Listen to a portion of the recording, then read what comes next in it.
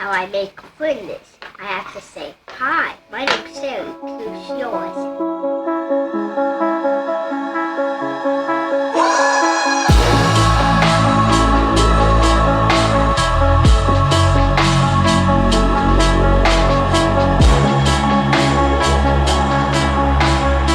You're listening to the Esoteric Podcast, where you don't have to be a Derek fan, but it sure does help.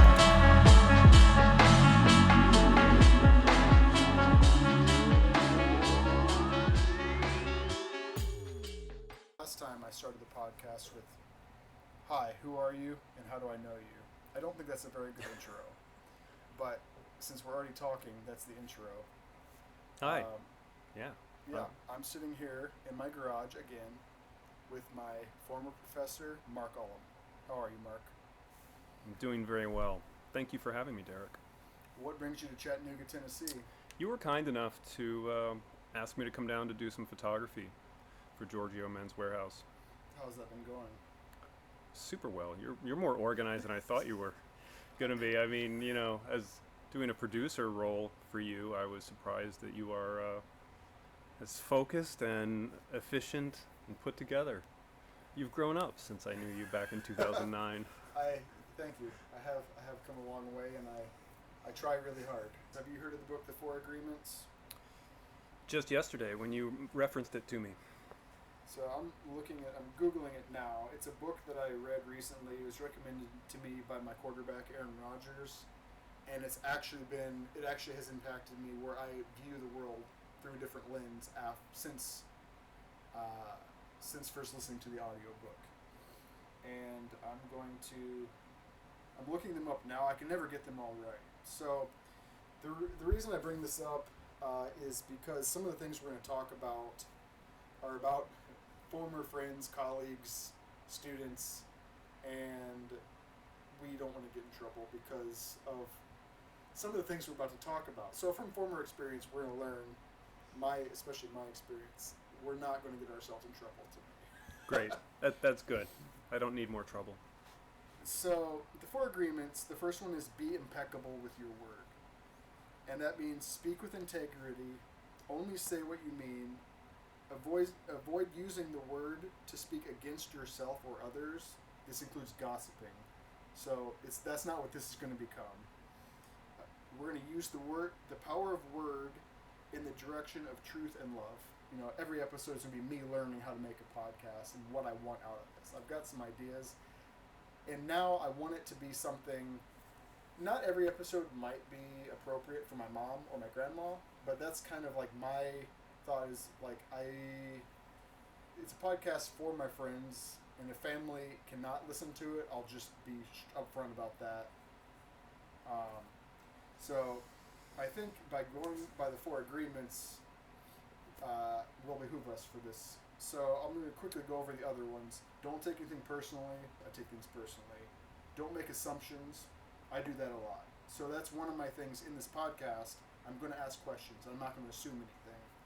And then number 4 is always do your best. And they kind of whittle that down. But I think for us, we're going to just be impeccable with our word. Let's give that a go. So the thing I really wanted to ask you the most, and we'll take it where you want to take it.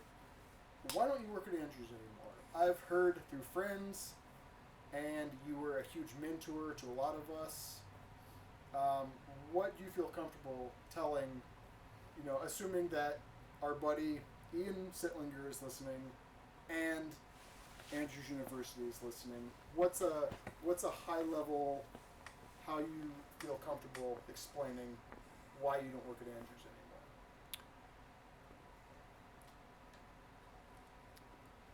I do not work at Andrews anymore because my position was cut. And what about Sharon? Sharon does not work at Andrews anymore because her position was cut. And were you given any reason why it was cut?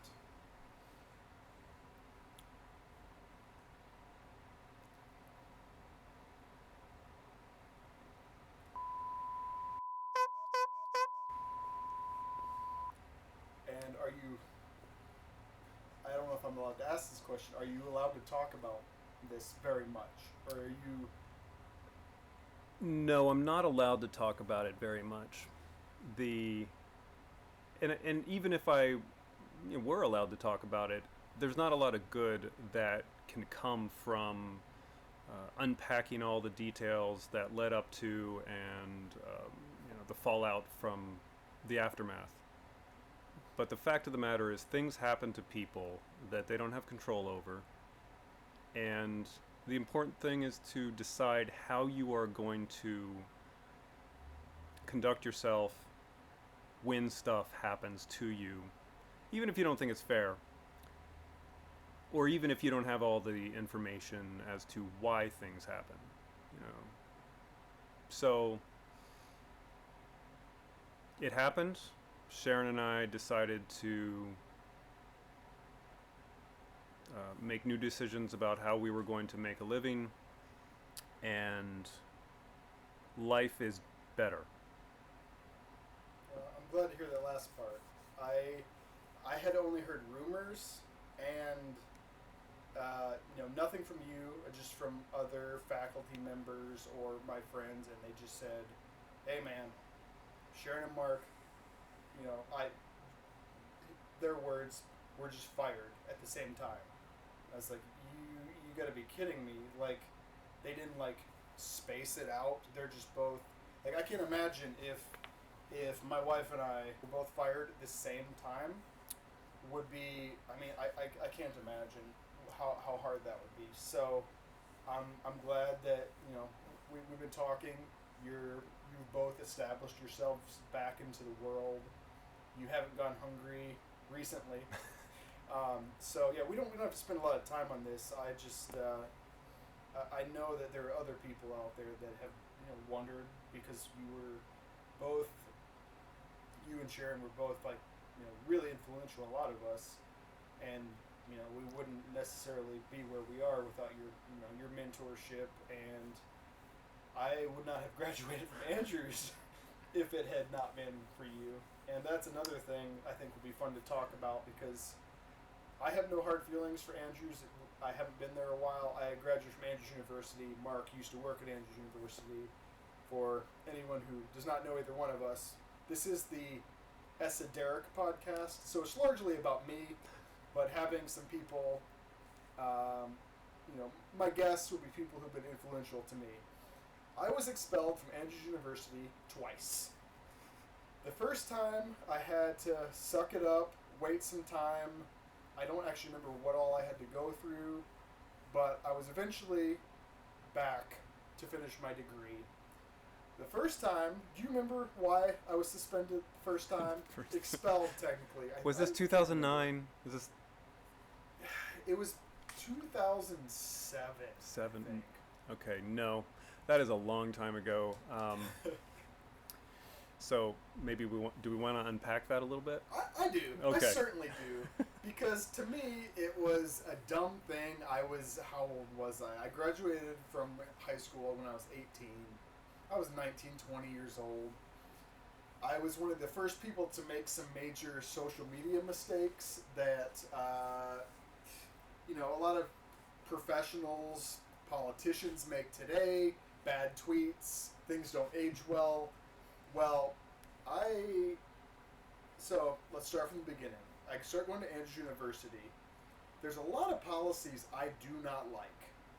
And everyone just says, "Oh, do I want to say this person's name?" I have since, I apologize to her. Frances Fainer, I'm just going to say it. Hopefully she won't listen to this podcast, or if she does, she'll see that I've grown a lot. I've come a long way. Her sons, who are much larger than me, never kicked the crap out of me. So that was nice. Anyway, every time anything that sucked about Andrews, it's like, "Oh, that's something Frances Fainer. I didn't know if this was a man or a woman. I didn't know who this was. It was a mythical creature, some person, entity that makes things suck at Andrews." So I make a MySpace page that was crossing. All I knew was this person who I'd never seen before, didn't know anything about. In my mind, was just a cross between Satan and Hitler. So I make a Facebook page, MySpace. thank you, and I get a huge following, and it's a whatever. I mean, I don't remember much about it. Actually, I am beginning to remember. I am beginning to remember that this was a thing, and I remember being notified that this page existed, and it way early in social media, where really early. I mean the Wild West, basically. Yeah, okay, it's coming back to me a little bit. Sorry to interrupt. Well, no, I do want you to speak a lot, but this will come around to why this comes back to you. So ITS, the internet people, come to my room. They say, "Hey, this website has been logged in the most from your IP address or whatever." And so I deny it forever. Finally, I just got tired of feeling guilty and lying about it. So I go to the dean of my dorm. I slide a note under his door. Look, it was me. I apologize. I'll take, I'll deal with it however I need to. Don't remember a lot about it. I get expelled. So, I know I had to apologize to her. I had some punishments. I went to Lake Michigan College for a semester. Came back eventually. Some time goes on. I'm living out of the dorm, and I love having barbecues. I also grew up with a dad who drinks beer in front of me all the time. Doesn't faze me. I don't care. Having a barbecue one day. This is also social media related. Have some friends over. They don't go to the university. They're 21 years old. They're drinking beer at my barbecue. Not something that offended me. It didn't affect me. I didn't feel it affected me. The university felt that I did. Someone posts a photo on maybe Facebook by then. This was a couple years later, and I get suspended. This is also, a lot of it is hazy, but I remember that I had to wait between 1 and 3 months for them to make a decision because I appealed. And then I was expelled. You, Marc, and Sharon got together with some other faculty. I don't remember. I feel like Robert Mason was a part of that. Do you remember who else you had to deal with? We've never spoken about this, what you had to deal with on your end. So, yeah, I mean, I taught at the university for 22 years by the time, I was let go. I had been there for more than 2 decades. Sharon had been there for 20 years. And so we encountered a lot of students over the years, and we went to bat for them when we believed in them, because college is a time where students make stupid mistakes, right? And it's a time where young men and women are figuring out who they are and where the boundaries are in life. So we felt like, in this particular case, knowing the facts as we were told, and understanding that all we ever heard about from the faculty side of things is that the university was an advocate of redemptive discipline. Redemptive discipline is a type of discipline that helps the student to be on a pathway of that is redemptive, and it's not just a penalty, right? That it teaches or encourages a better way to make choices in the future. So yeah, we did involve the chair of the department, but it was largely Sharon and me and probably Dave, because you were in our classes and you were one of our majors. So we basically advocated for you, feeling that you weren't doing the thing that was illegal against the policy of the school. It wasn't on campus. You weren't participating. Like, this seems like the punishment is way beyond the transgression. I was also a senior. Were you a senior? Wow, okay. Also I a was a senior with 3 months left. Yeah, all those things to us just felt like, okay, all this time invested in education, so close to being done. So we went to bat. What happened? I don't remember all the details after that. You know, we made our case that there should have been another way to go about the discipline. I remember it took about a month. I think you guys were probably working behind the scenes. That there was an investigation into me. They were interviewing other students. I remember getting escorted to the meeting of all the heads of Andrews University. I remember the first time I got pulled out of class. I was in photo class. I feel like it was your class. I know it was in that gallery room where I only remember ever having you as a teacher in that room. The mat board room. Yeah, okay. I got pulled out, and campus safety came, the Andrews University safety guys. They took me to my room, and they had me change. They wanted me to put on some different clothes. And they had me, so I got my clothes, and I started going to the bathroom. You don't know this. And campus safety had to watch me change because they said I was a flight risk. And they watched me change. I didn't get naked. I should have. He was being relatively nice. He said, if you dress nice, this might go better for you. But I have to watch you change. What do they think you're ditching? What? Where am I gonna go? It was weird. In the dorm. What are you like gonna dart out through the shared bathroom or something? Yeah. So I ended up being, 3 months of university left. I had to wait for them to hand down the suspension, and then I had to appeal it. That took a couple of weeks. And then finally, thanks to Marc and Sharon and some other faculty, I was allowed to stay under some conditions. Do you remember half the list of that conditions? I will say them so that you are less culpable. I mean, let me just say, I don't remember the list, so I'm interested to hear them. So I had to move out of my house because there were girls living in the house. So I had to break my lease. I had to pay a lease on two places. This was all over drinking, but I had to pay my own $75 for a drug test. And I asked, okay, when I pass this test, will you reimburse me? And they said, absolutely not. So that was the beginning of it, because they thought I was also doing drugs, which had nothing to do with what I was busted for. Did they just make an assumption? Yes. I mean, there was a hookah in my house, so they assumed I was smoking marijuana. Okay. I was eventually allowed back in with 6 weeks of school left, with finals coming up. I had to meet with a chaplain once a week for the next 4 to 6 weeks. I had to meet with was it the provost? It was I don't remember what his name was. I had to meet with him once a week. I had to meet with a drug and alcohol counselor once a week. And I had to meet with someone else once a week.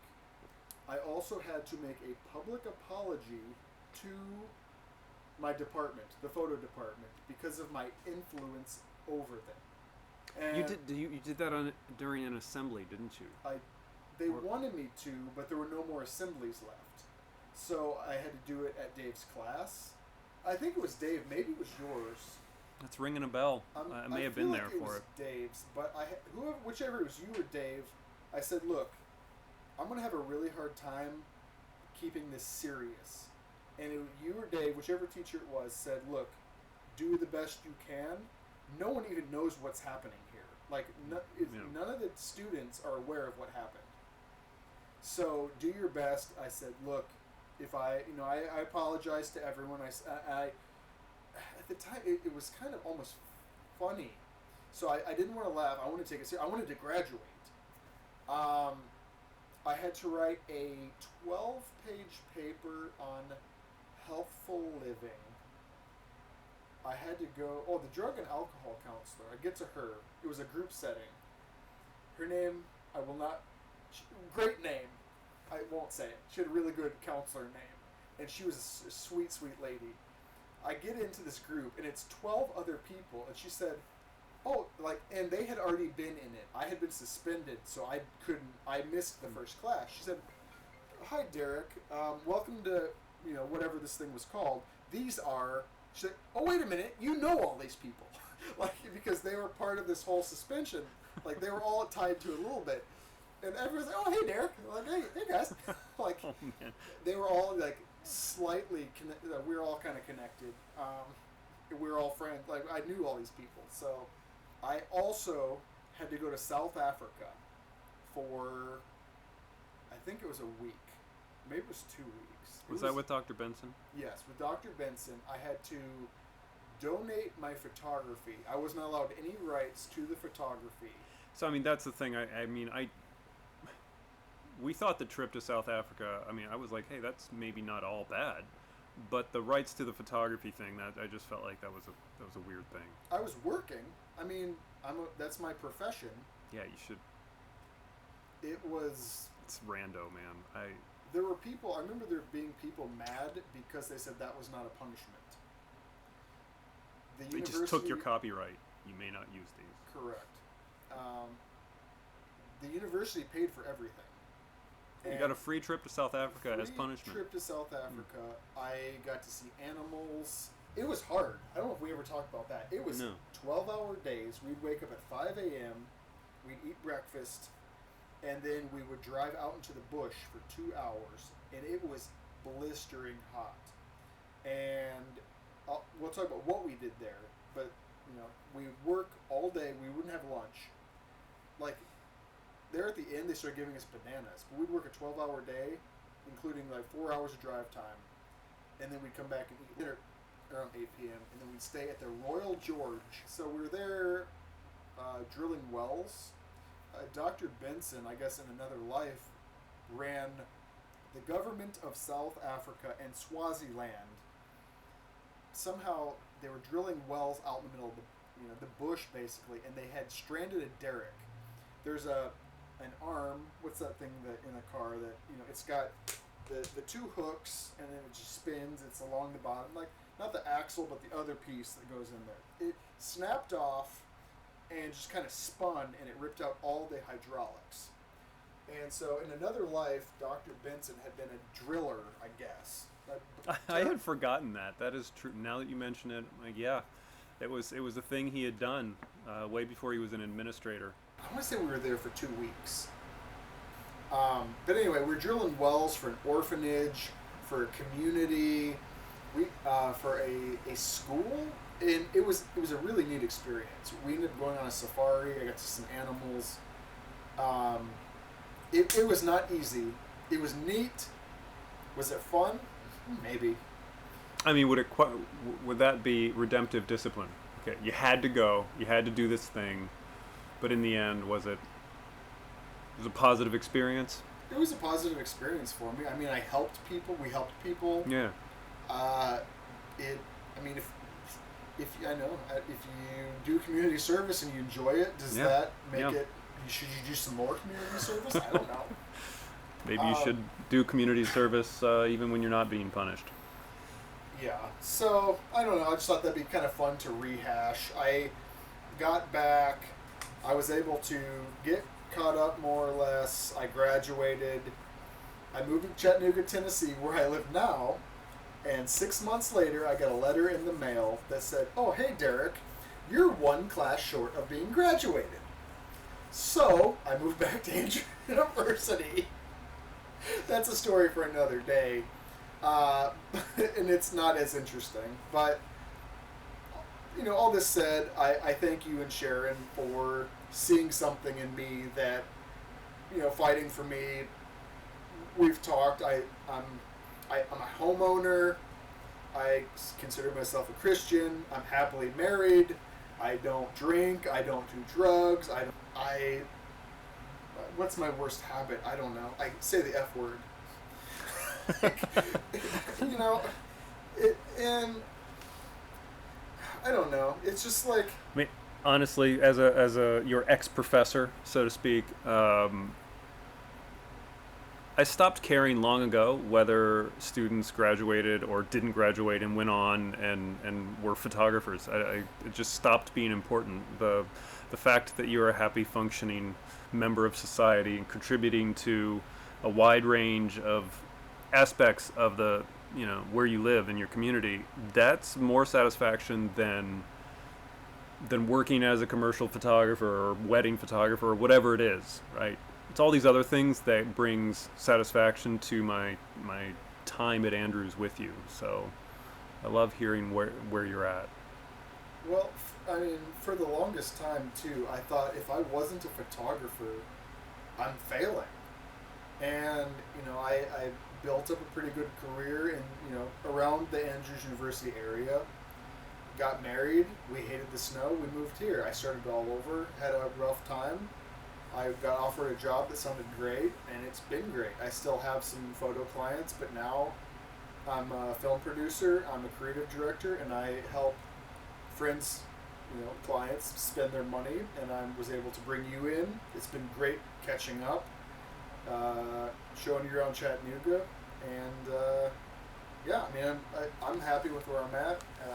Again, I thank you guys, and I think anyone listening that's in a leadership role, give people chances. I mean, in college, you're there to create a career, but you're also going from a child to an adult. It's a middle ground where you have a lot of growing to do. And in our religion, we talked a lot about Adventism in the last podcast, and I really didn't think it would become talk about religion, but we're so, from an early age, we're so controlled that college is a light progression, but it's not a huge progression. You're still in a dorm, you're still told what to do, but you have a lot more freedom. And I went to, did you go to Adventist Academy? I did. Went to Shenandoah Valley Academy for 4 years. It was a boarding school? Yeah, boarding school. You remember, it's almost militaristic, where you're told when to wake up. How would you describe like, where I'm going with it. How would you describe it? So, yeah, I mean, I went as a 13 and a half year old or almost 14-year-old to my freshman year in boarding academy, and at the time it was like, well, that's what my parents did, and that's the school they went to, and so that's what you're going to do. Looking back on that experience, which I recount as being largely positive, but quite militaristic. You must wear socks to math class, and if you don't, you'll be punished. Or, the strict everything. Looking back on that, especially now that I have 2 kids, I don't think boarding academy is a thing that I would encourage other parents to participate in. My sister described it as boys raising boys. I guess that's fair. Oh, I got suspended a lot in high school.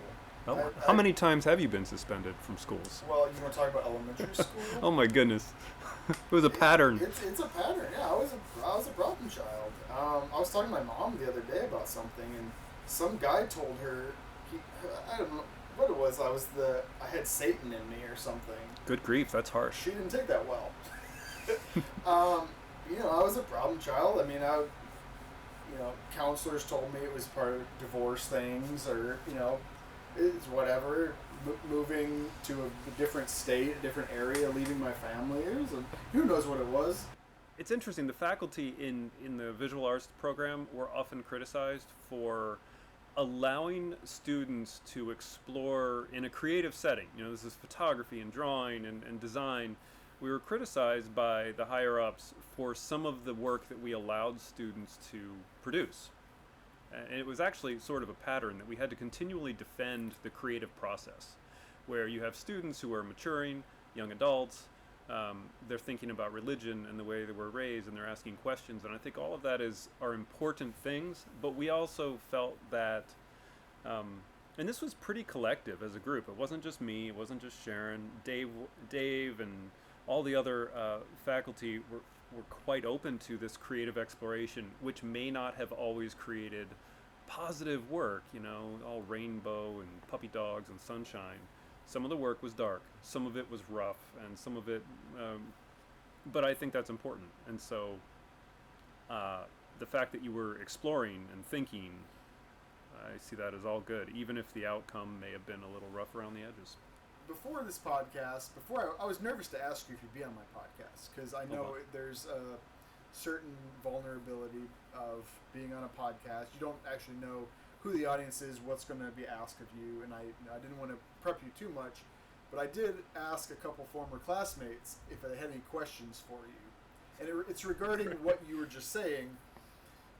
Brandon Lowry, my arch nemesis, was asking to have you tell the story of when the university asked you to take down naked photos of me for his gallery. Do you have any memory of this? Is this off air? What? This is not the. This is not the question. Do you Oh, remember? good grief. Okay, so for Brandon's gallery show, good grief, there were so many times, and nudity is a pretty cut and dried policy at Andrews. You're not supposed to make nude photographs. I don't remember you naked. Why don't I remember you naked? I wasn't naked. It was me with my shirt off, and I was in like a contorted pose. Oh, yeah. And he told me that you were told it had to be taken down. So even implied nudity, there often, we were, yes, that happened. These things happened. We're looking at the photo now. Oh, dude. It's Okay, not- so for that, I'm looking at this image. This is awesome. This should be included somewhere in, I'll put in a the link in the description Yeah. below. This is actually, so this is a fantastic photograph. It even holds up today, right? Super, this is awesome. I don't know if this was we constantly had this problem with administrators not understanding how to interpret images. And they would project their, I don't know, preconceptions about what photography should be or what an image is. They would project their sort of judgment upon it. And this one was just too disturbing for whoever made the call. I don't remember, basically, I think this was a matter of the image looks like a tormented soul, and we don't want to put that on a wall and, raise that up as something that we should look at and aspire to be. I see it as creative expression, and we're not always, we're working through things. But that's funny, because there was one of Ian, though. He did a series. Me and Ian were some of his favorite models. Yeah, so there was an image, I don't know, Ian without his shirt on, that we used on a poster to advertise, I don't know, a class or something, and that one we were told couldn't be circulated because he was shirtless. It's like, it's a dude.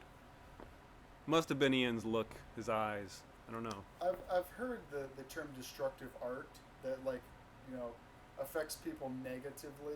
I don't know, maybe that was something they talked about me in one of my suspensions, but Yeah, I do remember destructive. hearing the term destructive art, and mean, it kind of makes sense. The photo we're talking about seems like nothing to me. Right. Um, Destructive art. How someone views an image is largely based on the mindset of that person. The weight of it is on them. So I'm hardly, how do I say this? I don't get offended easily, and that's probably a problem for someone who works or worked at Andrews University. My threshold for tolerating work maybe was too high. So do you ever go back to? We should mention just the word Harrigan Hall, because there was a time when that was our favorite place in the world. Have you ever go back to Harrigan just to, I don't know, see what photos are on the wall or anything? So I will never step foot in Harrigan Hall again. And it is not because I'm angry, it's because there's too much pain there, because of the number of hours of my life that I dedicated towards, teaching and just spending with students there, and then having that opportunity end so abruptly. It's too much. And that sounds weak, but I've thought a lot about it, and I've said my goodbyes when I walked out of the building, and I will never return.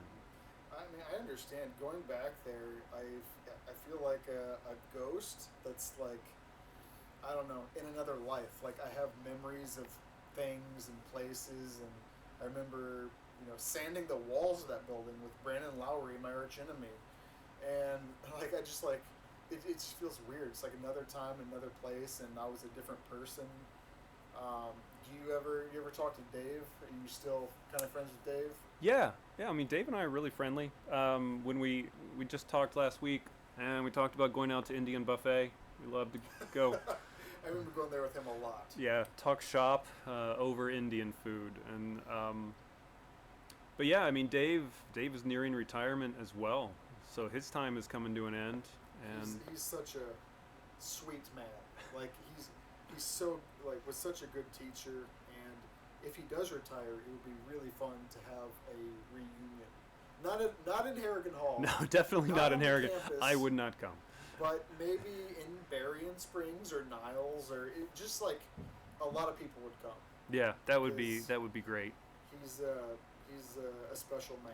I mean, remember, I worked with Dave for 20 years, but he was also my teacher when I was a student. So, and it goes further back. You may not know this. When I was in 3rd grade, I was very chubby. I was a chubby white boy. And interestingly enough, my elementary school was right near the Review and Herald. And there was a very young Dave Sherwin. I think he was just in his, younger 20s. Maybe he had just graduated, just a young photographer who was a photographer at the Review and Herald. And they used us as models. And it was way before anyone cared about being politically correct, but they just needed a chubby kid. And they targeted me to be the guy to illustrate a chubby kid who loved pudding too much. And that was the first time I met Dave as a 3rd grader. Does this photo still exist? I wish I had a copy of it. It was for Guide magazine or something like that. Oh man, that's a major part of an Adventist. Is Guide still a thing? I haven't been to Sabbath school since I was a kid, but I remember every week I had a collection of them. I had thousands of them. I mean, I know the Review and Herald shut down, right? So that, I mean, I don't know if that is now, maybe it exists in some online platform. I don't know if someone else is publishing that, but that's a good question. One of my best friends, Ruben Rivera, is in some Nathan Green paintings. Oh, yeah. The one of Jesus with all the different people around him. Mm-hmm. Him, a little fat boy, and his older sister and his younger sister are in there. And I think he said his dad had stayed in touch with a few of the people that were in that. But I see it, go, around the United States. You go into an Adventist church, and it's posted there. There's my, best friend Ruben, who I got my blue car from, actually. Yeah, Nathan Green. I go over to a studio once in a while to help him with computer stuff. And I've seen that painting recently, and there's a bunch of people that I know in that painting. That's a great painting, He actually. must not, I've always thought of him as an Adventist painter. He paints Jesus and the Lamb, the Lion and the Lamb, and I know there's one with Lauren, I guess her name's Green now, it was Pop when I knew her, and it's like, I think she's a nurse, and she's like, Jesus is like over like a surgery table, and I think she was the nurse, and he does a lot of iconic, but it's probably not an Adventist thing, it's probably a worldwide religions know him, right? Yeah, I mean, all of those Jesus paintings, while he is an Adventist, yeah, it's largely a Christian sort of thing, but he's been commissioned by NASA, and more recently, if you ever want to look at his website, his Lincoln series and his Civil War series are astounding. Oh, that sounds awesome. He's changed his stylistic style of painting. It's phenomenal. Oh, that's cool. Well, I've got some questions for you about. It's been fun, officially shedding the teacher-student friendship and becoming just getting to know each other on a kind of an equals level. So that's been fun. I'd like to kind of rehash some memories that I have, And while we're talking about Dave, and I think it might be interesting for you because we would make, we'd compare you and Dave a lot. Oh boy. And you know the maybe you've heard this before, but I remember critiques. We much preferred your critiques over Dave's. You would tear us a new one, and then you'd give us a grade we didn't expect. Dave would be so kind in critique, and then we'd get a bad grade, and we'd be like, what the hell? And we always appreciated your critiques more because, we learned a lot by you tearing us up. We felt tore up, but we liked it, we could handle it. I don't know if today's or, later, later students would be able to handle it, but we appreciated it, and we got tore up. We knew not to do that again, but we also would get a better grade than we were expecting, and we always loved your critiques in that right, and we're always just a little bummed on Dave's critiques because it's like, what? He was so nice. I got a C? Wow. I don't know how to respond to that. I mean, I rarely felt like I was being harsh on purpose. I felt like I was just trying to be honest. Because clients will be worse, right? I mean, my whole point of when I interact with students and their work was to try and be a bad client, because clients are they can be nightmare level. And it would do you, I think, a disservice to be really sort of soft and expect, you graduate and have a client, and then, you get torn a new one by a client, and you've never had that happen. So what was I doing? Toughening you up? Is that basically it? I grew up on tough love. It worked for me. And Yeah. I'm definitely not saying that we enjoyed it. We liked it. We could handle it. I know not everyone did, though, and I had some criticism leveled at me, and I also had students who would cry, and they would cry outside of the critique, and I didn't know about it, and they would come back years later, even after they graduate, and said, hey, thank you for your critiques, you made me cry, but clients are 10 times worse, and so I was prepared. And I feel really bad when students cry because of my input, and it was never my intention to be mean for the sake of being mean. Maybe I just don't have a filter. In fact, my wife would say, Mark, you don't have a filter. It's not all bad, I guess.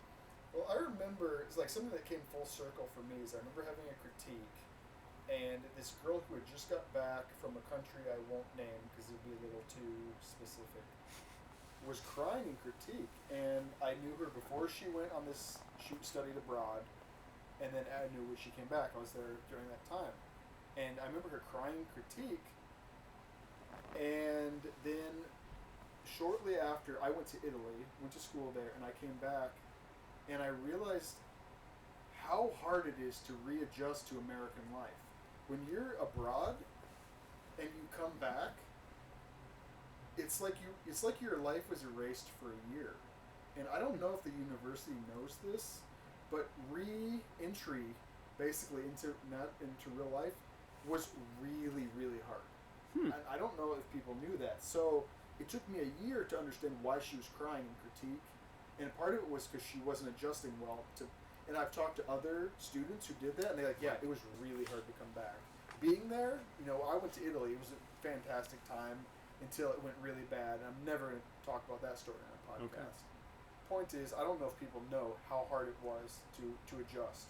I've never heard that, actually. So, yeah, it just made sense to me because I had a really hard time.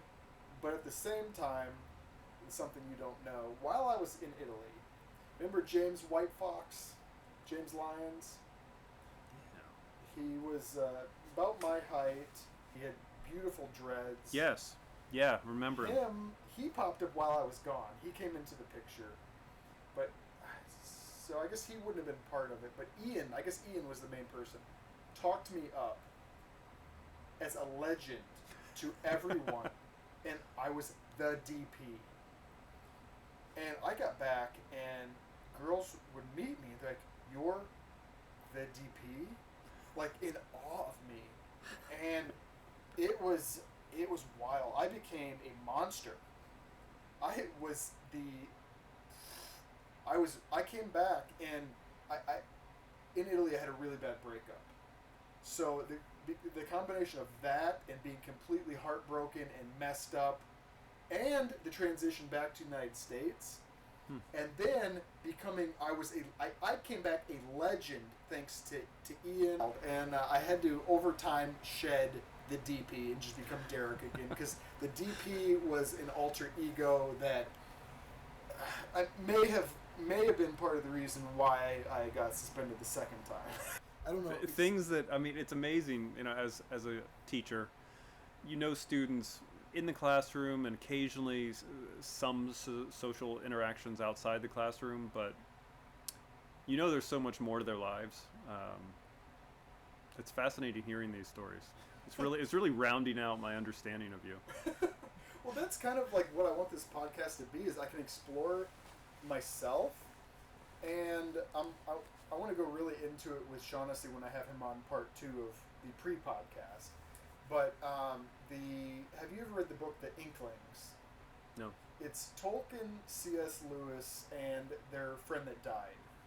And they have, I kind of want to explore myself in this podcast. In The Inklings, they had I call it the Tolkien Triangle. The 3 friends. So, Mark, you and I can get to know each other as we talk one-on-one. But then how you would interact with, you know, we'll just say Ian. The way you and Ian would interact, I can get to know you from seeing you from a different angle, and how you interact with someone else. So Tolkien and C.S. Lewis, and I want to say his name was Williams, but I don't know if that's what it was. 3 was the perfect number of friends, because you get to know someone from the side, not just from the front.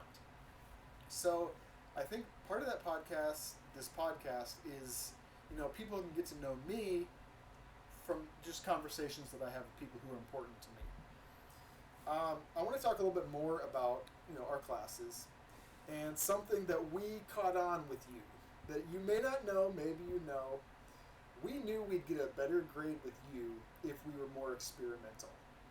I remember going to French paper, and I said to myself, Derek, if you print this pinhole camera on this French paper, you'll get a much better grade with Marc. And it worked. We enjoyed experimenting, but we always knew you had a passion for the experimental. No, 100%. I think in the creative fields, experimentation is critical. So it was definitely, I mean, you automatically, so what infuriated me, infuriate, that's a strong word. What disappointed me maybe, and frustrated me slightly, is that in many of these classes, I was trying really hard to get people excited about whatever the topic was, to really show, you know, whether it was a piece of software or a darkroom process or an alternative process that, like cyanotype or something, or pinhole, right? When students would just do the bare minimum. And I had some students who always just did the bare minimum, and even the classmates would just, you know, would go, just, they would call them out in critique. Clearly this guy or girl just phoning it in and just trying to squeak by. So experimental application, if you wanted to leverage that, Derek, which it sounds like you did, that's actually just smart. I mean, you can use that tactic in life, in every business interaction, every social interaction. Once you begin understanding who the client or friend, or, you know, you can do it. So it's not a blind spot for me. I knew that was, I just love seeing people try new things, and even if you were trying to work the system. I think it's great, but but there were times we wanted good grades, so you know, each teacher has their thing, and you got to appeal to it. I remember taking Hanson's graphic design class. It was Intro to Graphic Design, and it was, we'd have critique, and everyone's would be on the wall, and everyone got 2 sticky notes. You'd put your favorite yellow, your second favorite pink, and what I quickly learned was fart jokes, butts, anatomy, everyone would vote for. I didn't know Levon Kotenko very well at the time. He was my arch enemy in that class. I didn't know him at all, but he made some stuff that was like, I don't know. I ended up doing one, it was, I don't remember the process, but it was Dr. Bendover, MD, and I had 2 pictures of butts. and everyone voted for it. So I actually learned less and did less in that class and got A's. If you got the most votes, you got an A. Yeah, what I liked about Steve is that he would experiment like that. I mean, that was an anomaly. He might have done it once or twice as a test to see how the class would go. It wasn't something he did for a long period of time, but I tried it's much interesting. less hard. That's interesting. I mean, it's funny because humor is great though. I mean, so I did enjoy it. right, but you also But did. I remember one before that, before I caught on to this, I worked really, really hard on an old. So we did. It was graphic design at the very beginning of time up until modern, and I did one. I forget what the time period was, but it was the Holy Hand Grenade of Antioch, and I went and bought a gold flake pen, which back then I just never had money. So like I remember spending extra money on a gold flake pen. I tried to write calligraphy, and I got like a C on it. I tried so hard.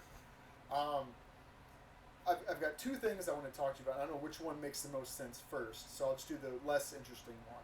One thing that I really appreciated about you and Dave, I guess maybe the whole photo department, you would let us redo stuff.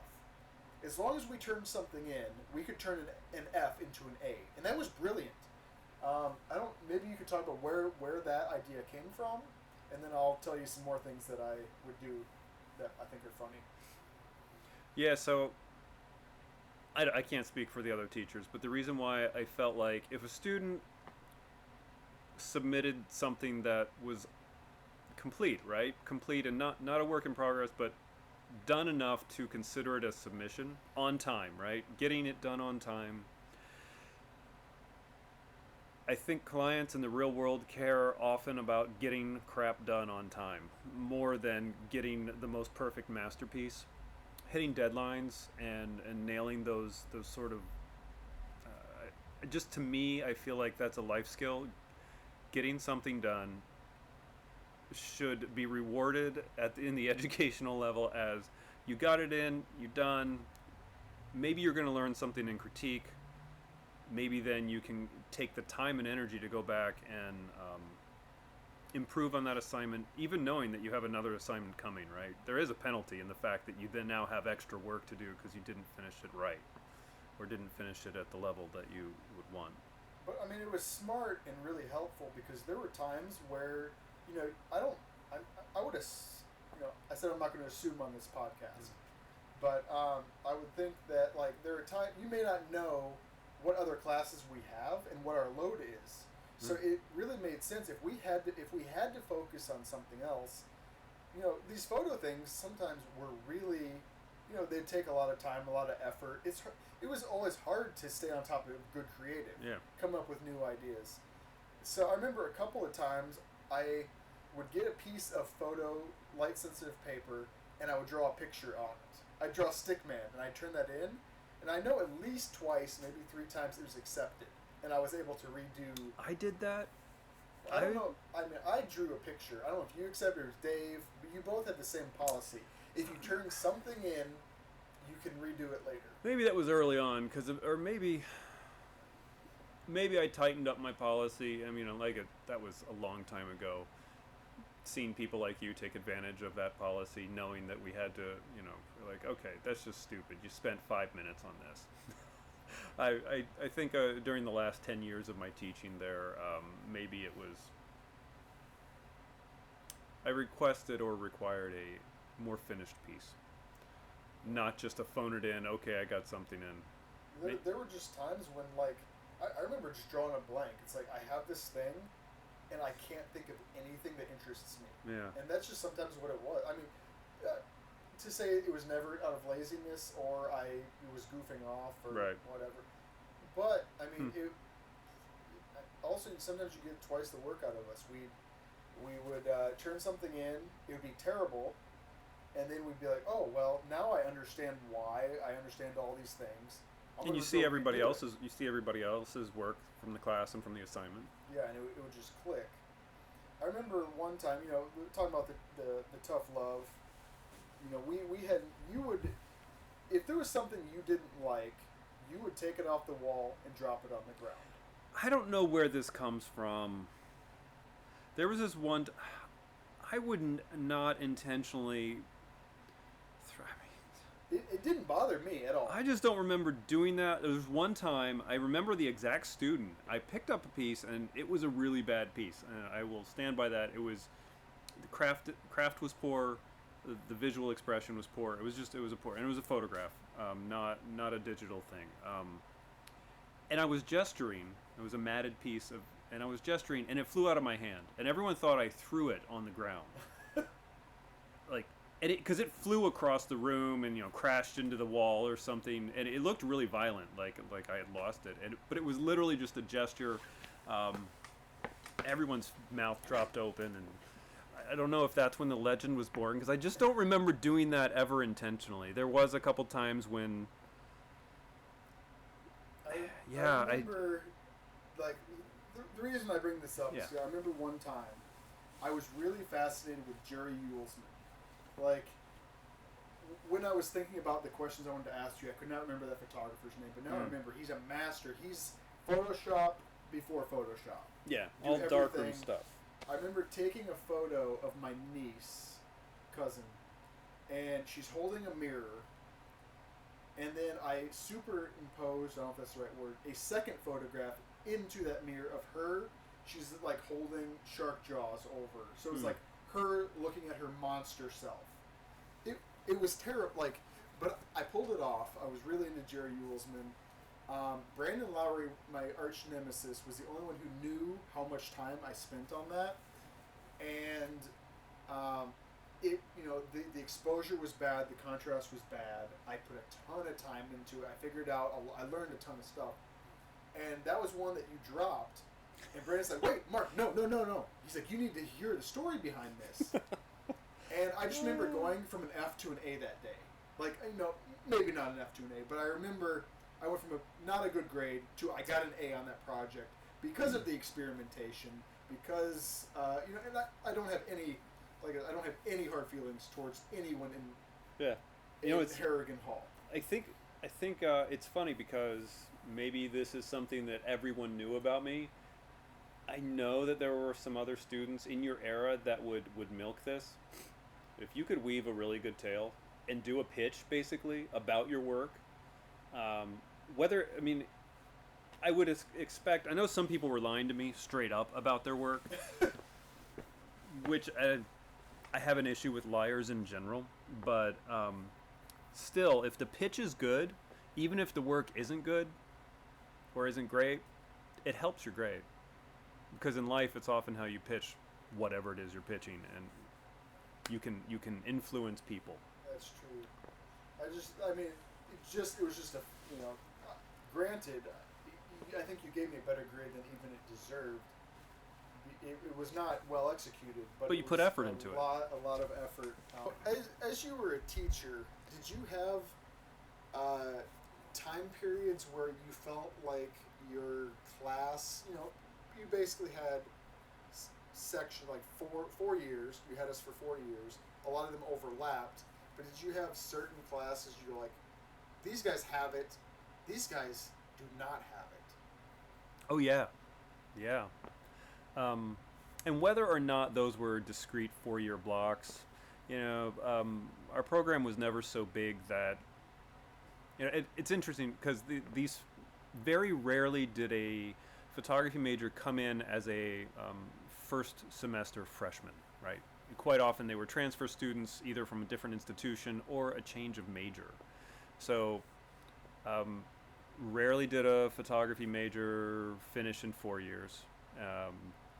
Either they came in with a bunch of other credits and they fast-tracked it, and then they were only in our program for 2.5, or they took longer than 4 years, which was never great, but that's just the way it is. So you want me to start listing names? I probably shouldn't do that. But there were towards the. I got better as a teacher. I mean, and it's unfortunate. I'm just going to say it. It's unfortunate that you had to deal with me when I was not all that great. we all have great memories of you. But I think the last 9 years of my teaching, I got significantly better. I started teaching the senior thesis course, and I got to interact with fine artists, designers, and photographers at a really high level, as high level as the program.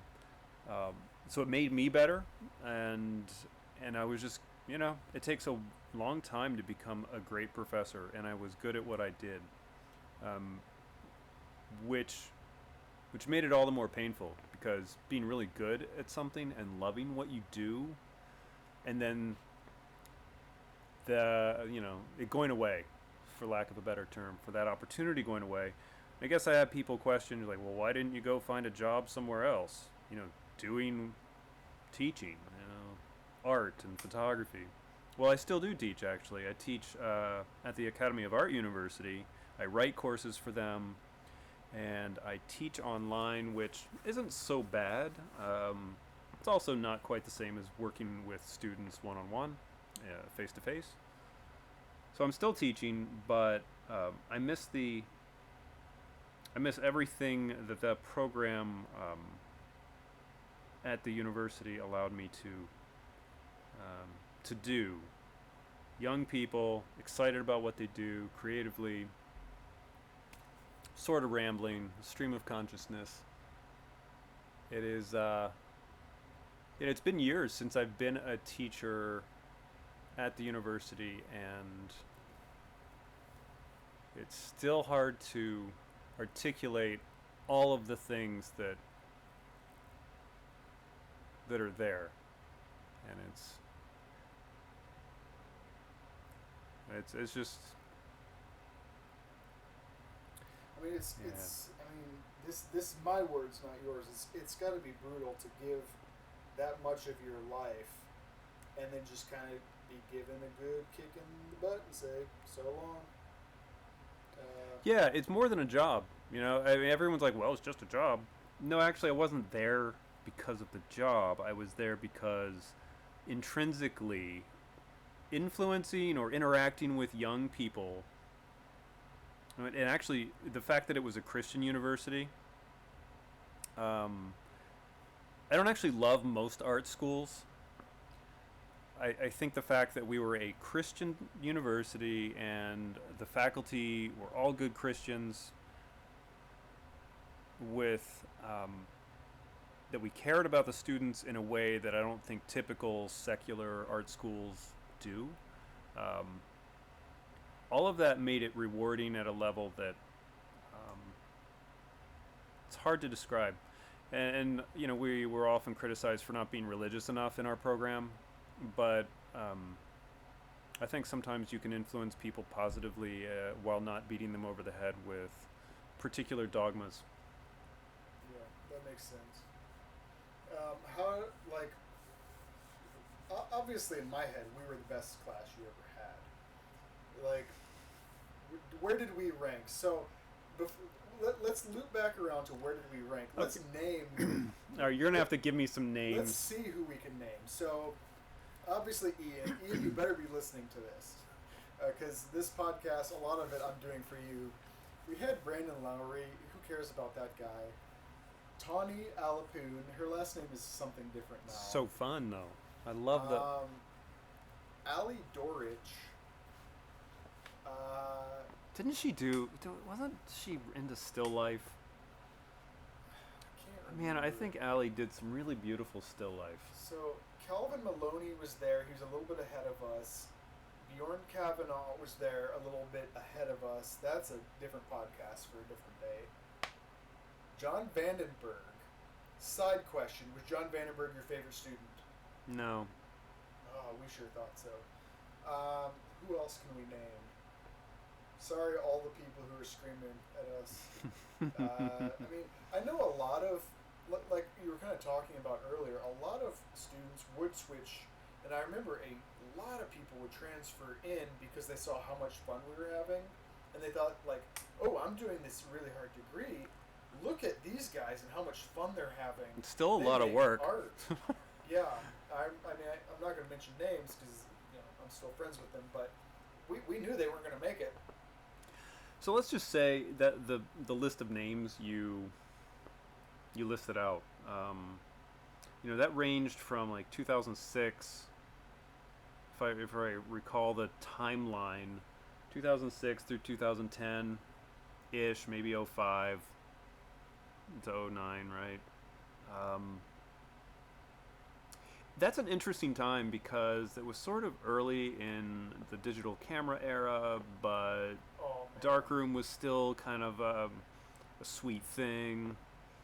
There were some really good photographers in that group, let me just say, and actually some of my favorite people from that group.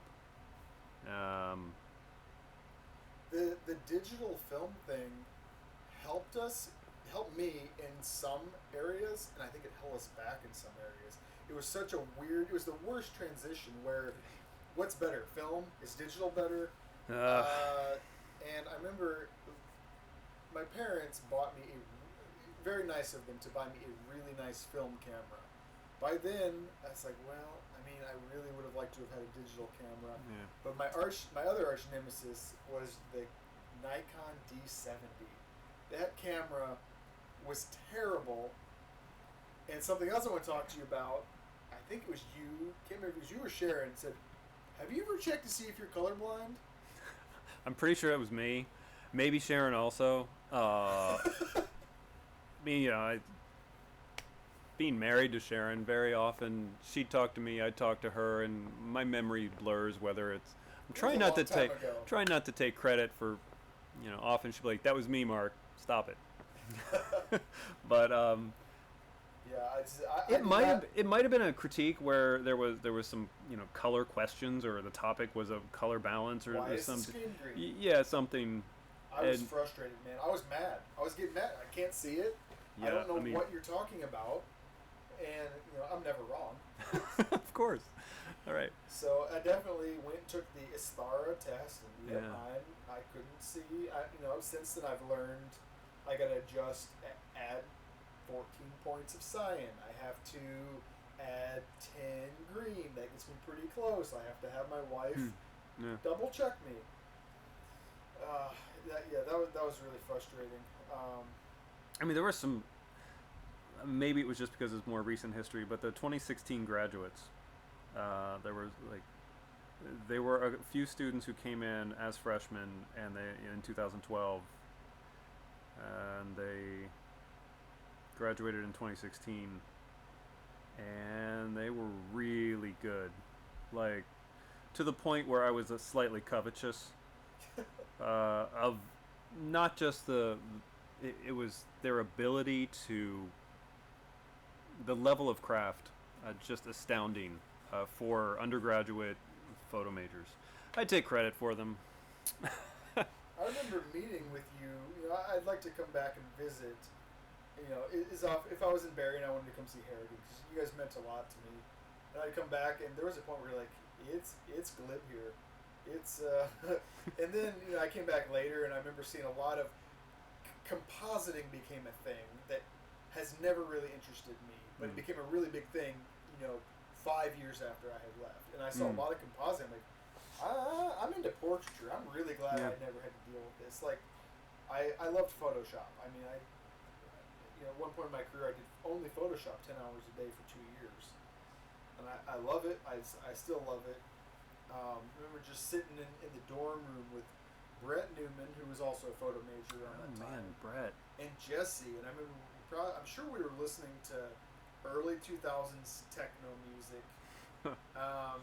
doing some things I can't talk about on a pod. Well, I could. I'm just not going to. And we'd be photoshopping, and we would just, a lot of times I really had to just do things that interested me, and I really grew fast in Photoshop, like making funny photoshoppings of like Brandon Lowry in a dress. Like that's the kind of stuff I would just do things for myself, and I just learned I really loved. That's Photoshop. compositing, man. Come on. It is, but the artsy.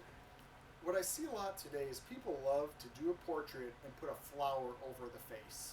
Yeah. It's like, why does everyone do that? And it's like, I'm a photographer. I want to see the face. I want the eyes to be sharp. if nothing That's else, fair. That's what I want. I remember. So I have a funny story we talked about the other day. Is you said you didn't remember it. Coming to class, we had a class at about 4:30, and softball games started at 5 o'clock.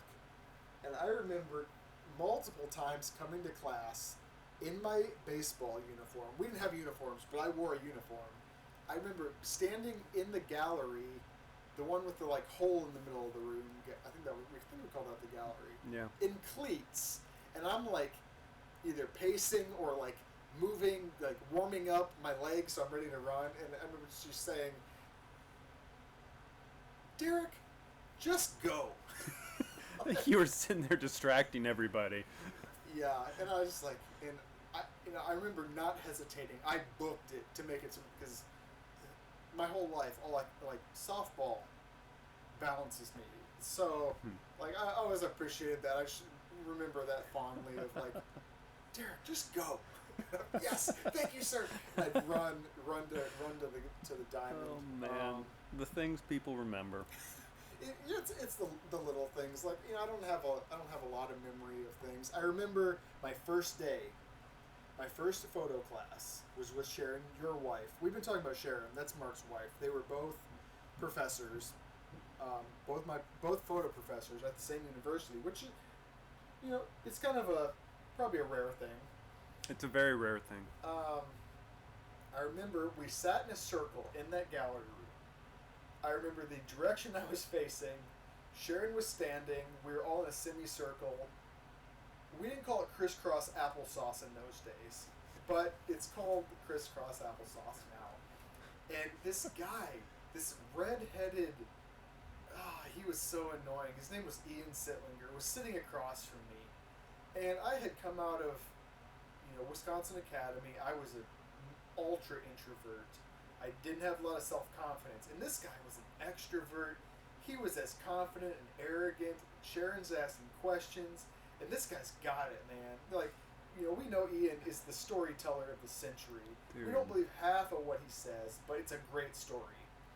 And I did not like this guy at all. And I just remember just hating him now. And now, like, I think, I don't know how you feel about it. One of the best photographers I went to school with. I would fight people who say he's not top 10 photographers to come out of Andrews. He's incredible. Do you want me to weigh in on that at all? Yes. Yeah, I have to give Ian credit for being able to make really great images, and he always just had the knack. I think actually his portraiture, I thought, was just top notch throughout his time there. I think it's how he's able to interact with the sitter more than anything else. Honestly, he's just like you said. He got it. He can spin a yarn and interact with people.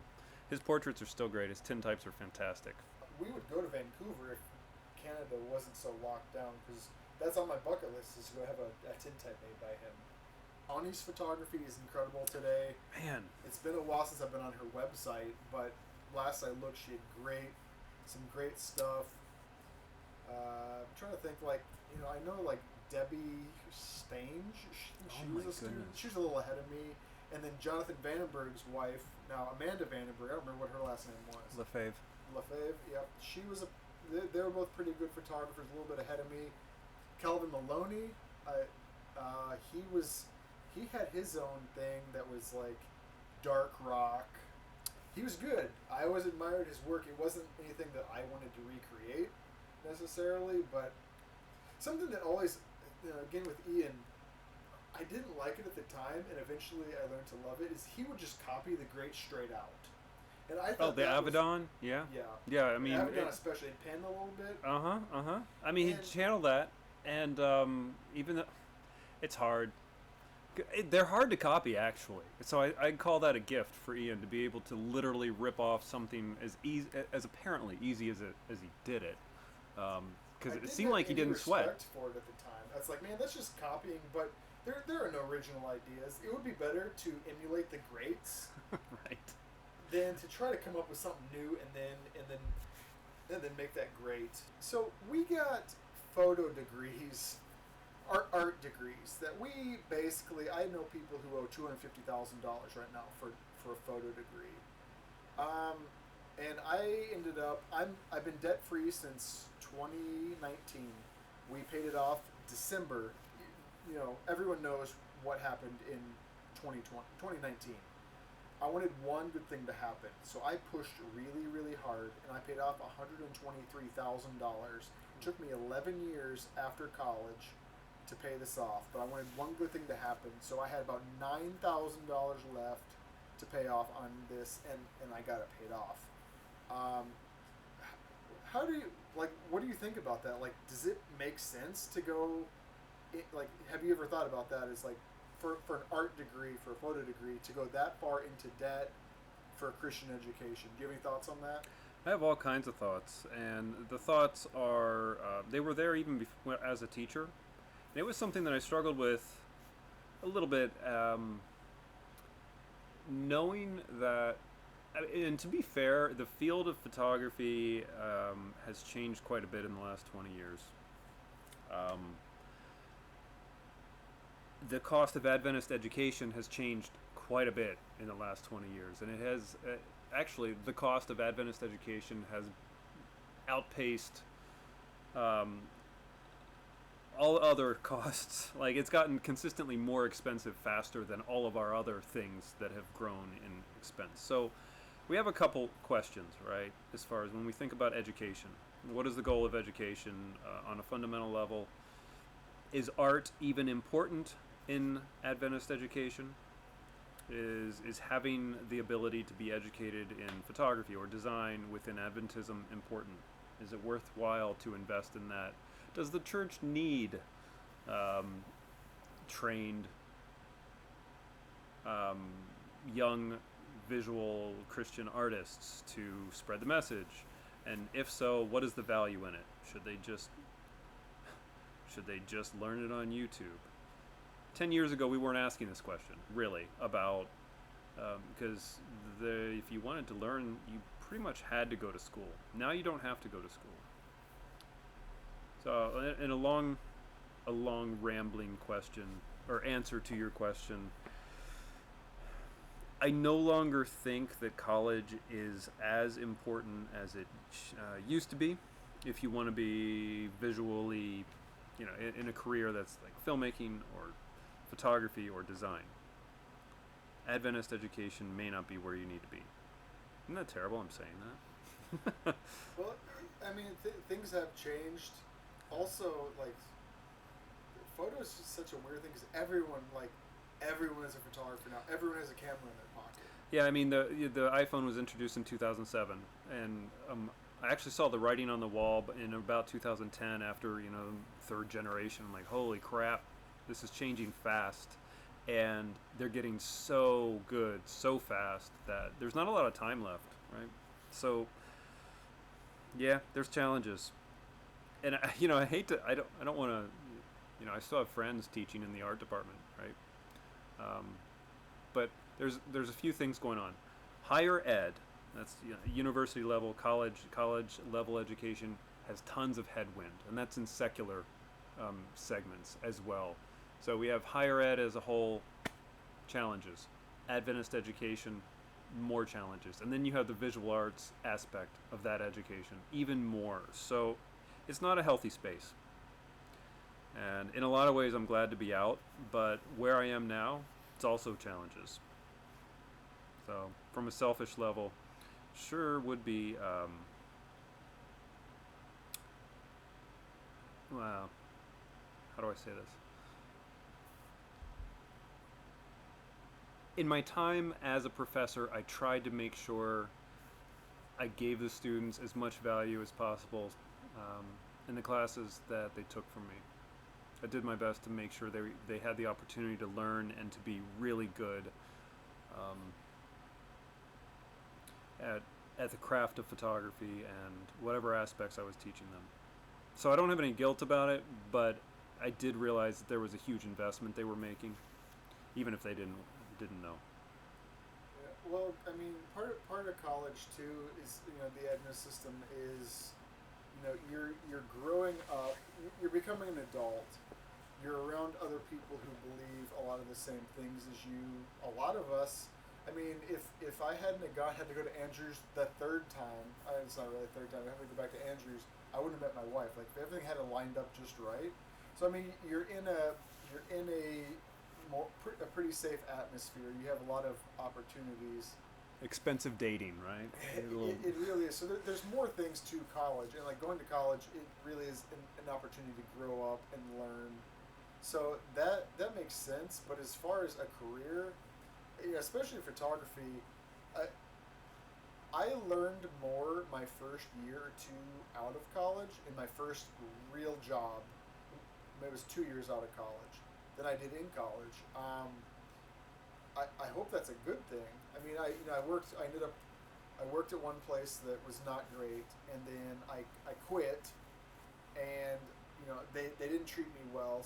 Bjorn Kavanaugh told me that's a place photographers go to die, and I'm glad he gave me. It was the only good thing he ever, good wisdom he ever gave me.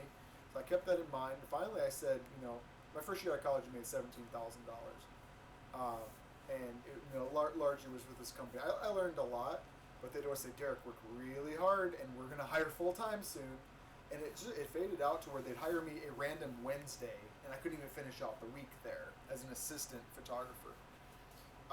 So I kind of gave in my mind, there was an ultimatum, if they don't hire me in 2 weeks, I'm done. And I quit. And within 1 week, Larry McKay offered me a full-time job.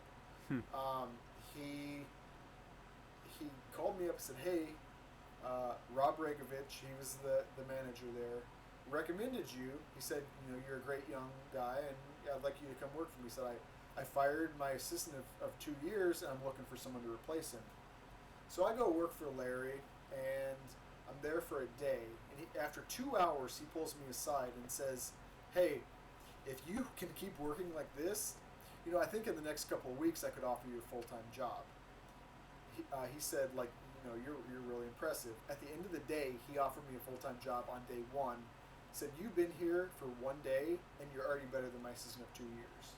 So, I mean, that speaks to my education, and, I was prepared.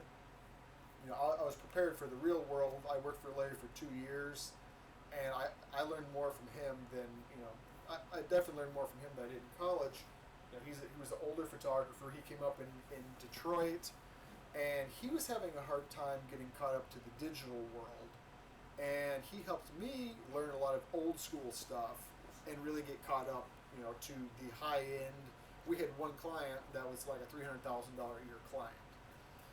We had a stylist, a lot of the work we were doing today for men's suits. We had a team. Marc was the photographer. I was producing, so I was kind of working behind the scenes, not doing a whole lot because a lot of what I do is before and after. We had 2 stylists, and we had the model. So I've learned to work with stylists. I learned a lot. But all this said, I almost think today, and I meet with young professionals as often as I can. 2 years or 4 years, live with your parents, and beg a photographer who's successful to shadow them, assist them for free, and you come out of college. I mean, you don't have to have college, but you don't have to have $120,000, which is more I paid for my house, in debt, and take 11 years to pay off. That's really smart. And I honestly, I have a 12-year-old son, and I look at the trajectory of higher ed, even outside of Adventism, and he'll 6 more years, he's going to be headed to college, maybe, right? In 6 years, what is the landscape going to look like for what it takes to get a good paying, rewarding job in whatever area? Will there be need of a degree in certain areas? Sure. But how many areas will not need degrees? Are we moving towards a certificate-based educational system where it's like Google, you have a Google certificate for XYZ instead of a 4-year or 2-year degree from a college or university? Maybe. I've definitely never been asked what my degree is. I mean, if you're good in photography. It doesn't always work. You can't be a doctor. You can't learn from a doctor and become a doctor. But yeah, kind of on the debt thing, to Harrigan Hall, to the photo department's defense, I was given a class called Photo Business, and it was all wrapped around Dave Ramsey. And years later, when I was actually going to school at LMC, I'd ride up with my best friend John to LMC, and every day he made me listen to Dave Ramsey. I had never heard of Dave Ramsey, and I took a class that was all wrapped in Dave Ramsey. And Dave Ramsey is the reason I'm debt free now. I fully went into his program. My buddy John would, hey, let's listen to this on the way there. And so I got really into Dave Ramsey. Before I got married to my wife, we each gave each other like a prerequisite. She's like, I want you to meet my parents. Her parents are in South Korea. I didn't think I'd ever get to go there. I got to go there and meet them before we got married. And I told her I want to go to Financial Peace because I want us to both be on the same page. And, financial problems, I think, are one of the top reasons for divorce. No, they so are. Let's both get us on the same page. She totally bought into it. We've gotten more relaxed about it, but the debt snowball helped us a lot. And maybe things would have been a little different had I paid attention in photo business class. And I found a book. I'm like, where did this come from? It's like a Dave Ramsey book, and I realized it's what a lot of what photo business was. And I just did not. It'd be fun to look back and see what grade I got in that class because I learned You don't remember anything but from I it. don't remember. I never heard the name Dave Ramsey before. Wow. So yeah, that's kind of a fun walk down memory lane for that. But I want to ask a few more questions about you. No. And largely, what have you been up to? How is freelance life? What is Luxplora? Are you still doing it? Tell me about your van build. Tell me about Ullom tours. Is this a thing? Like, what are all these things that we haven't actually talked about these things since you got here? All right, that's a lot of questions. Let's start with Ullom Photo and the tours that Sharon and I we started in 2015, a business where we travel. We run small group tours where basically we teach on site, right? We're like, we have all these skills in teaching. Let's leverage this and do photography tours for maybe the demographic is retired people who have some extra cash, who've always loved photography, and they just want to travel, have good experiences, and learn and make images. So we ran a couple trips to Iceland between 2015 and 2017. And then our jobs ended, and then COVID hit, and the tour thing just became, it's been, 2 years? And so the tour thing's on hold. But we still travel, and teaching is always, it's in our blood, so it's something we want to pick up again. Do you think you'll get back into it eventually? We hope so. Do you have a website or something? Like, how if someone wanted to hire you, I would think, if they'll hire you, you might, I got some time coming up. Well, yeah, the website's ullom.photo, but it's being redesigned, and it's not tour-centric anymore. It's, I'm actually just appropriating it, and it's going to be more of a business, commercial, advertising, photography site. So that's one question. Luxplora. So Luxplora is a thing that Daniel Bedell... we didn't mention him earlier. We didn't. He's a super awesome guy. I actually really like Daniel. We have freelanced on a variety of projects together.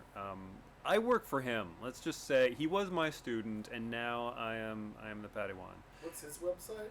DanielBedell.com. And so Luxplora is a high-end 360 storytelling platform. So, we all understand 360 photography. We all sort of take it for granted as sort of like, Street View, Google Street View.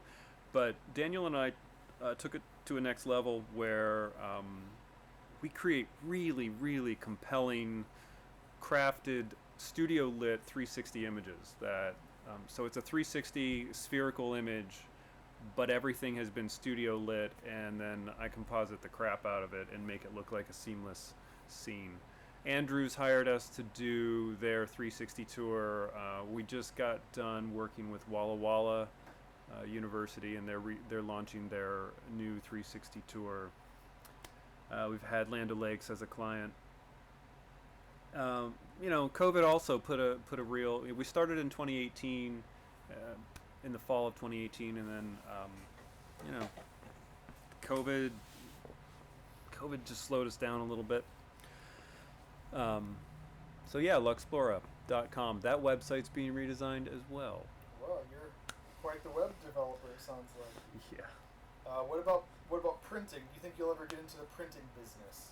Like, That's something that I learned a lot from. I remember buying crazy amounts of paper and testing. I remember testing paper with you a lot.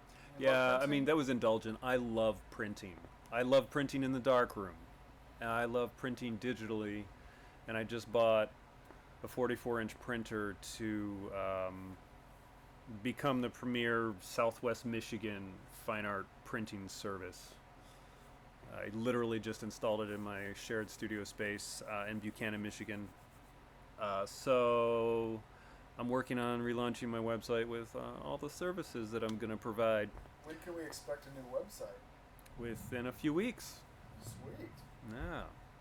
It's going to be at ullom.photo. I have two websites. My How do you name, spell that? ULLOM.photo. Cool. Tell me about the van build. I actually haven't talked to you about this at all, but I know I've seen some pictures on Instagram. Yeah. So, what is it? 10, maybe 12 years ago, my friend Chet Williams, he's always on the bleeding edge of stuff. He's like, hey, you should get a Sprinter. I was like, what's a Sprinter? It was literally probably 2008. He's like, oh, well, and he told me about it, and it was, way early in the van. He's like, yeah, you can kind of turn it into a camper van. It's this big white box on wheels. And over the next 5-6 years, Sharon and I were, we did a lot of traveling during that time, and this was before kids. We started having kids in 2009. But we were like, man, that would be kind of cool to get a Sprinter and convert it and make a self-made camper van. And over the last few years, we got really serious about it. And then when we lost our jobs, we were like, oh hell, let's just live in it. Let's just buy one and convert it, and we have no idea what our future is going to be. So we bought a 2017 used 170 wheelbase Sprinter cargo van. And I'm in the process, very slow process, because I have zero skill in this space. We're going to convert it to a solar-powered camper van that sleeps for, and it's going to be a traveling beast. What work have you done to it so far? Anything? So we've, I installed the diesel heater. We put in a headliner shelf. I've put in multiple windows. I put in the fan. We're building all the framework of all the cabinetry, the galley, the upper shelving units have all been framed out in 80/20 aluminum. And I've roughed in all the wiring, insulation. And so right now we're working on cabinetry. I've done all the drawers. Haven't done any facing. So cabinetry is not an area that I'm really comfortable with, but I'm learning. So I'm building all the cabinetry by hand, one board at a time. Where do you get your inspiration for your builds? Between YouTube and Instagram, there's a gazillion accounts that you can find inspiration. But the issue is most of the families who are doing this have small kids. My kids are huge. And so it's almost like we're trying to build it for 4 adults. And it's hard. It's hard to figure out how to turn a 170 wheelbase Sprinter into a traveling camper van for 4. But lots of blood, sweat, and tears. I broke my tooth on it, and I've almost cut my finger off, and then all kinds of things has happened. But we're having a custom-made rack for the top where the solar panels will be mounted. It's going to have a teak deck, so we're going to be able to really have some beautiful times as a family on top of the Sprinter watching sunset wherever we may be. Yeah. What's it like being a dad, having kids? Tell me about beavers. Because the last time I was really spent time around you, well, my last year in university, Sharon was pregnant with your son, Jake. Is his name Jake? Yep. So what's dad life been like? How has that changed you? Well, how has it changed me? It's Sharon and I waited quite a number of years to have kids. So we were married for 12 years before we had kids, which is like crazy long. So having kids has been great. It has aged me. Yeah, so I think I'd live forever if I didn't have kids. The lack of sleep and all that other all the things, but I wouldn't change it for the world. And we decided when we had kids that we were going to raise our kids. We weren't going to pawn them off on other people. That we were going to be part of their lives. As little daycare as possible. We homeschooled for a number of years. This is the first year they've been in school and so Jake's 12 and Maya is 10, and it's their first time in actual school. And you ask about the beaver, huh? I purposely didn't ask you too many questions about. I mean, I'm curious about the beaver, but I'd like to know more about this school because it sounds awesome. Yeah. So we were very lucky to find a forest school near where we live. And a forest school is based on the European forest schools of Finland and the Nordic countries, where nature is a primary source of learning. It's not that they're feral children, and it's not that they're just running around in the forest, but they're outside a lot. And a lot of the teaching takes place outside. There's only about 30 students spread out from K through 8. 3 or 4 teachers, and in the morning it's pretty typical curriculum, and in the afternoon, just quite a bit of outdoor activity. And the beaver. Well, I mean, this is the best thing ever. I love the fact that I get this text the other day from Jake's teacher. It's like, hey, I found a beaver on the way into school. Could you have your son bring his biggest knife because I left mine at home? So awesome. yeah, the teacher found a dead beaver on the road, got hit. She snagged it and used it as science class, right? So Jake was able to be one of the main dissectors. They skinned it and they talked about the anatomy.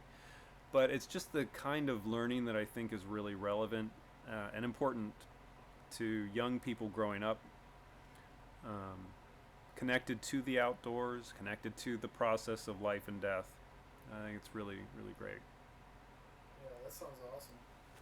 Well, that's kind of all. I hit all the points I wanted to hit, which is better than my last podcast that has to split into two. I'd like to just do a quick lightning round. You reading any books right now? Or what book are you really into right now? Oh my goodness. There's a couple. I have 3 books going on. There's a book called Essentialism. I forget the author right off the bat, but it's about really paring down and focusing on the things that are essential in your life. And it's basically like a productivity book. Highly recommend it. I'm in the middle of it, so I don't know how it's going to end. On the novel side, I'm rereading my Louis L'Amour books of childhood. I don't know if you ever heard of Louis L'Amour. No. So when I was a kid, my dad he read all these Western stories of the American West, and Louis L'Amour is a classic author, and so I'm rereading those, and it's bringing back a lot of good memories. Really important question. Does your family own the Sam Campbell books? Yes. I just bought them for my mother-in-law, who's learning English. She's currently reading Harry Potter. Nice. She read All the Road Doll. We sent her All the Road Okay. Doll. We sent her a ton of the Essential Dr. Seuss. Nice. She read The Magic Treehouse, which I'm not as familiar with. And currently she's reading Harry Potter. And I hope she enjoys the Sam Campbell books as much as I did when I was a kid. It's awesome. My wife, I bought my wife a couple. I found them at the thrift store in Berrien right before I moved out. Like the old ones with the good covers. Yeah. And she's reading these to me sometimes at night. She's like, "There's no way this is true. He did not have a beaver, a porcupine biting his ankles. Like she's just like, this is not true." Did not happen. I grew up on those books, and I think everyone should read them. Do you watch TV much? It sounds like you might not, but you have Oh Netflix. man, yeah, we watch TV. Yes, yes. You're really into like BBC and Animal Planet, right? Am I really into it? I mean, I have young kids. Those nature shows are kind of epic. What's the show you're most excited about right now? 1883. What's that about? The fictional family called the Duttons. 1883 is on Paramount Plus. It is a phenomenal. I've always been fascinated by the American West. So there's a fictitious telling of how the Dutton family established themselves in the Yellowstone area, coming from Texas. That's cool. Any movie? Got a favorite movie right now? None that come to mind. Or what's the best movie you've watched in the last year? Any? If nothing comes to mind, I'll go to the next question. But I just didn't know if Dude. anything like Cruella is one that I was really man. excited about from the last year, and Suicide Squad. Like those are probably Yeah, my two favorites. Those aren't my jam. You guys have Disney Plus? Yeah, we have Disney Plus, and to be fair, my son, 12-year-old boy. What 12-year-old boy does not love Star Wars? So we've been exploring. The Mandalorian? Dude, The Mandalorian's so good. Have you guys been watched the Book of Boba Fett? We have. We finished it. We didn't love the first half as much as we wanted to, but No one liked the first half except for me. The first half I loved it, and then when it becomes the Mandalorian, I'm like, I lost it. I like the Mandalorian a lot, right. but Book of Boba Fett was so good to me. I loved the storyline. I loved how he's like building his empire from nothing, and then it's like all Mandalorian back to Cute Yoda, and it's like that was great in its own thing. Yeah. But like keep that in that box, and I want to see more of whatever that guy's Boba Fett, I guess. Yeah, I guess that's a fair point, right? I just didn't get enough of Mandalorian, so I was happy that they merged those two. But I haven't really kept up with I don't know where they're going with it, what we can expect from it. What do you expect from the new Lord of the Rings TV show? actually, I just read an article on that. It's a real big question mark about whether Amazon has bastardized the canon of Tolkien's writings. I'm glad that they're not going Game of Thrones with it. I'm actually glad that they're keeping it in as far as the type of content. They're not going to go super gore or sex that like Game of Thrones did.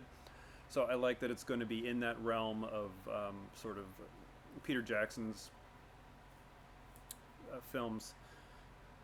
But it's just a big question whether they can create the gravitas that for these characters where we don't know many of them.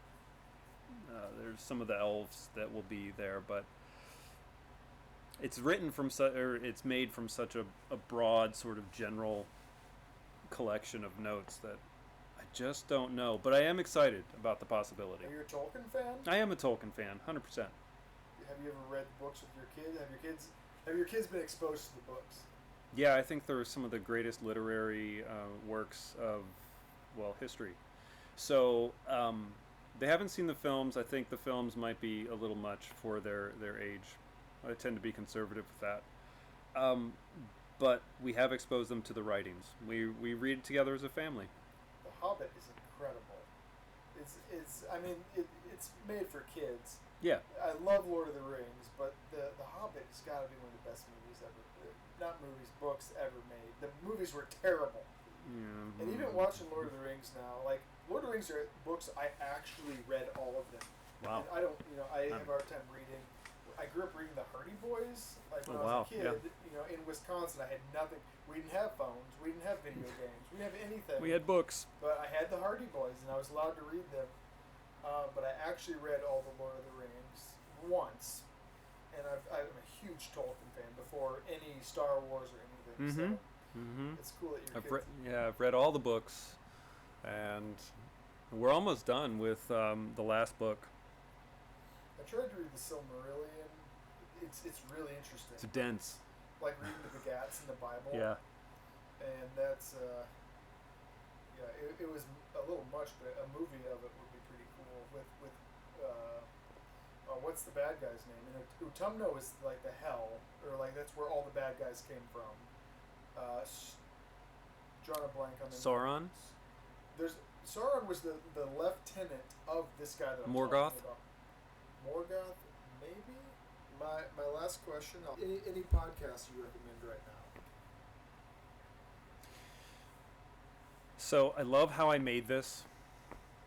I love hearing stories of how people build their empires, whatever that empire is. So How I Made This with Guy, I think it's Guy Raz. And anything Joe Rogan does, I can't help it. I'm just a Joe Rogan fan. I love the fact that he's just a guy who has conversations with such a wide range of people. I love the fact that they tried to cancel him and couldn't. Also a huge fan. I have been since before he had a red arrow or red X marked on him. Exactly. He's just a guy who experiments with drugs a little bit. He loves meat. He loves working out, and he's curious. And he will apologize, and he means it. He's like, "Yeah, I could do better. I listened back. That was 3,000 podcasts ago. I've grown as a person." And that's something like, thinking about college and high school is like, there are people in high school or college I really still don't like.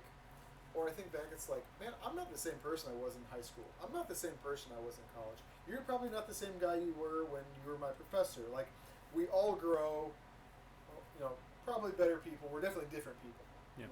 You can't go 10 years and not have so many life changes that you've grown or just become a different person. So that's all that I really had. We hit all my talking points. Anything that you want to wrap up with? No, this has been really good. It's been cathartic even. I'm probably going to lay in bed tonight thinking about all these questions and these names that you've thrown at me that I haven't thought about in a while. So this has been great. Thank you. Maybe like podcast 1000.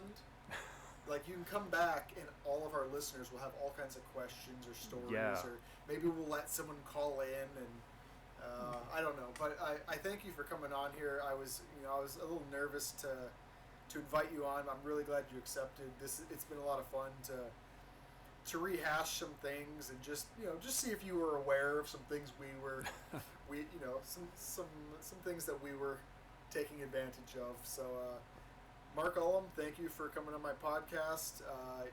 Were a really important part of a lot of our lives and helped us, a lot of us start a successful career, and I wish you the best in the future, and I'm going to hire you as often as I can, and we'll get back at the man. Great. Thanks so much, Derek. This has been great. Thanks, Marc.